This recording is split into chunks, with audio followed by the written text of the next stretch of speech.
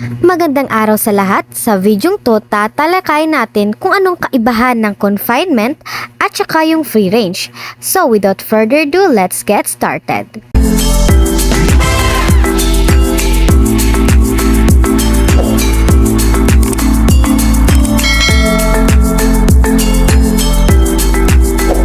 Ang confinement is where fencing is used to confine the poultry. It means ito ay isang housing na nagprohibit upang makalabas ang mga manok.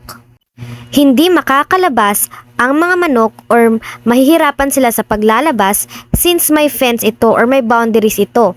It means na ang mga manok ay nakukulong sa isang housing at prohibit sila na lumabas. So ang tanong, maganda ba ang confinement poultry? Kapag protektado or isolate kasi yung mga manok, ibig sabihin is may maliit na posibilidad lang sila sa coccidiosis. Ang coccidiosis ay isang disease or sakit na nakukuha sa mga poultry. Dahilan sa weight loss or pagbabawas ng timbang ng isang manok. Kapag confined system ang poultry mo, ibig sabihin fewer possibilities lang ito sa mga predators. Since confined system is nagkaroon siya ng housing or kulungan nga protektado talaga ang mga manok. Before nyo piliin yung confined system, make sure na i-analyze nyo kung magkano or ilan yung manok ang ilalagay nyo sa isang kulungan. Make sure na kahit na confined system or isolate ang manok sa isang housing, dapat may komportable silang lugar na nakakahinga sila ng maayos. Kapag confined system yung pinili mo, ibig sabihin is less land or maliit lang ang lugar na lupa ang kailangan mo. Mayroong disadvantage rin ang confinement system.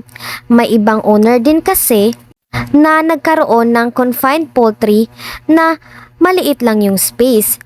Pag confinement din kasi is maliit lang yung space na makakakilo sila, which can cause na hindi nila magagamit yung kanilang wings. At saka alam nyo ba, yung mga manok is nasistress din yon sa environment kung saan sila nakapwesto, which can cause metabolic disorders and severe frustration ng mga manok. Grabe no, parang tao lang, di ba? Ang advantage naman ng isang confined system is yun na nga, yung fewer disease at protektado sila sa mga predators.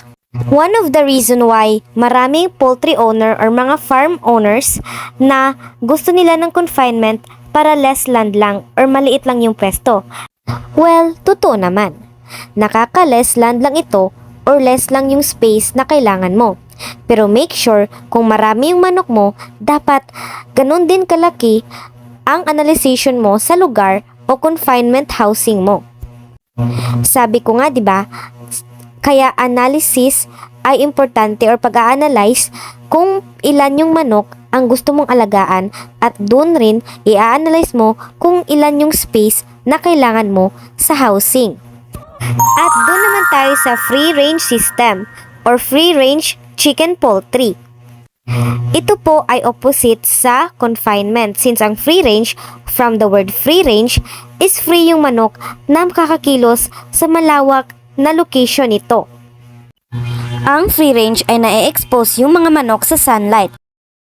Since free sila kumilos at nandun sila sa malawak na lugar. Kapag nakapag-decide kayo na mag-free range system kayo, make sure na ang location na pipiliin nyo ay malinis upang hindi magkakasakit o magkakadisease ang mga manok nyo. Kadalasan kasi, ang mga disease ay nakukuha sa mga free range system or location ng mga manok. Kapag free range system, malaki din ang possibility na may mga predators ang lalapit sa mga manok nyo or higher risk when it comes sa mga predator. Kadalasan din ng free range system is magkakaroon ng fewer costs when it comes sa mga food since ang mga manok ay na-expose sila sa mga green grass. Nagkakaroon din sila ng healthy behavioral opportunities dahil nandun sila sa outdoor which is nakakakilo sila at nagagamit nila ang kanilang wings. Kadalasan din kapag free range system is organic din yung mga kinakain nila kagaya ng niyog at saka yung mga mais. Since nai-expose sila sa outdoor areas, kaya kadalasan yung mga owners din nila is mga alternatibo ang pinapakain nila kagaya ng niyog, mais at saka kalabasa. Tinutukoy ko kanina na kapag free-range system is nakaka-improve sa opportunities when it comes sa behavior ng manok. Totoo po yun. Since free-range system is nandun siya sa malawak na location, it means na ito ay nagbibigay ng opportunity upang makakakilos at hindi overcrowded ang mga manok.